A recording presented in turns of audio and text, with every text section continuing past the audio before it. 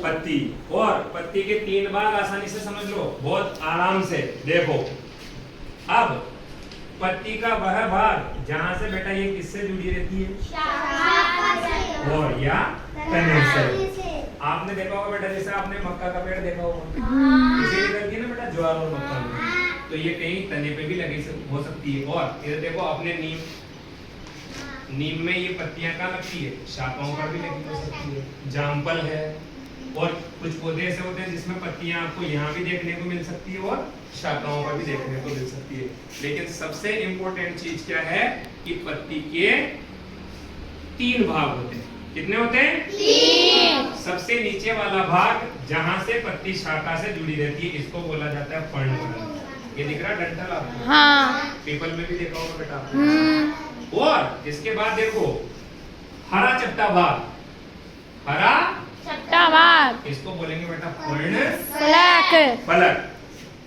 कई बार देखो जंगल में चले गए, वहां पर अपन ने शहद तोड़ी, तो शहद लेने के लिए, और बेटा कई बार देखना कुएं में पानी पीने जाते हैं, कुछ नहीं होता तो ऐसे भी पानी पी लेते। और पुराने समय में तो बेटा इन्हीं पर खाना खाते थे। इनको आपस में नारियल की पत्तियां और इनको आपस में जोड़कर और पत्तल बना ली जाती थी और दोने बना लिए जाते हैं। दक्षिण भारत में आज भी देखा होगा आपने, वो केले के पत्ते पर चावल और वो रखते हैं, तो बहुत काम की चीज। और दूसरा देखो, इस पर खाना खाने से क्या है बेटा, अगर अपन इनको खाना खा के फेंक देंगे, अगर जानवर इनको खा लेंगे तो कोई नुकसान नहीं।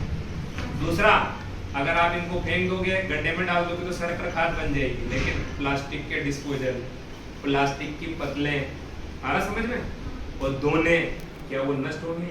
नहीं। और अगर उनको गाय भैंस खा गई तो मर जाएगी, उनको नुकसान हो सकता है, वो मर भी सकती है।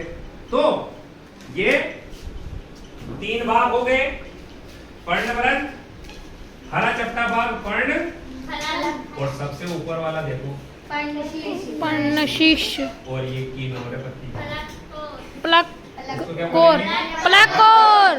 कोर। क्लियर है?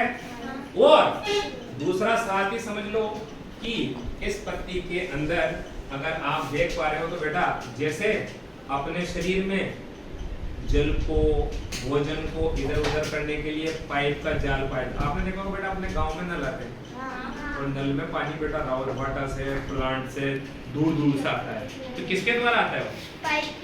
पाइप के द्वारा। तो यूं मान लो कि ये पौधे में पाइप है। सबसे इंपॉर्टेंट ध्यान से देखना, पत्तियों में ये जो हरा भाग होता है बेटा, यहाँ भोजन बनता है। क्या बनता है? भोजन। और आपने देखा होगा आलू तो जमीन के अंदर लगते हैं, और मूंगफली भी जमीन के अंदर लगती है, और उसको अपन खाते हैं। तो भोजन तो कहाँ बना, लेकिन इकट्ठा जाकर कहाँ पर हुआ? जमीन के अंदर। इसका मतलब उस भोजन को ले जाने वाला कोई तो होगा, उस भोजन को कोई तो ले गया होगा। तो वो भोजन को ले जाने के लिए ये शिराएं देख रहे हो आप, ऐसे पाइप पाए जाते हैं इनके अंदर। क्या पाए जाते हैं? इनको बोला जाता है बेटा जाइलम और फ्लोएम। क्या बोला जाता है? फ्लोएम। जाइलम में जल बहता है और फ्लोएम में भोजन बहता है। और ये जो शिराएं हैं, इन शिराओं के अंदर क्या पाया जाता है? इनमें जैसे देख रहे हो आप, इनमें वो पाइप पाया जाता है जाइलम फ्लोएम के इनमें। अब इसी प्रकार देखो, जल का होता है जमीन के अंदर, और जड़ जल को क्या करती है? खींचती है, और पत्तियों तक जल आता है। तो इसके लिए भी क्या चाहिए? पाइप। तो इन पत्तियों में शिराओं का जाल पाया जाता है। अगर मैं आपसे कहूं कि इसमें आपको जाल का पैटर्न कैसा दिख रहा है, क्या ये शिराएं एक दूसरे के समांतर जा रही है कि या इन्होंने जाल बना रखा है? तो ऐसा शिरा विन्यास जालिकावत शिरा विन्यास कहलाता है। क्लियर है? अब कभी भी पूछेंगे आपसे पत्तियों के 3 भाग, बता दोगे? हाँ सर। ठीक है, ओके।